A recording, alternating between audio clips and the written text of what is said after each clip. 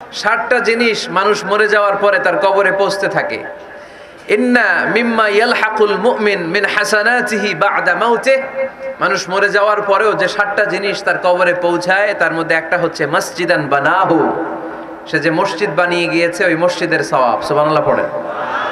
আপনি টাকা দিয়ে মসজিদ বানিয়ে দিলেন, ওই মসজিদে মুসল্লিরা নামাজ পড়ে, রোজাদাররা এসে ওখানে ইফতার খায়, তাহাজ্জুদ আদায়কারীরা তাহাজ্জুদ পড়ে, তাদের সওয়াবের কমতি হবে না, কিন্তু তাদের সওয়াবের একটা পার্সেন্টেজ সওয়াব যে ব্যক্তি মসজিদ বানালো তার আমলনামায় আল্লাহ ঢুকিয়ে দেয়। এজন্য বেশি বেশি মসজিদ বানাতে রাজি আছেন তো? তাহলে মসজিদ আবাদ করার প্রথম মাধ্যম হচ্ছে মসজিদ বানানো। 2 নাম্বার মাধ্যম হচ্ছে মসজিদে যে জামাতে সালাত আদায় করা।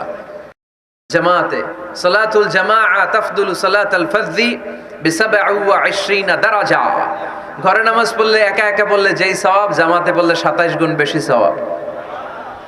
সুবহানাল্লাহ বলতে পারলেন না?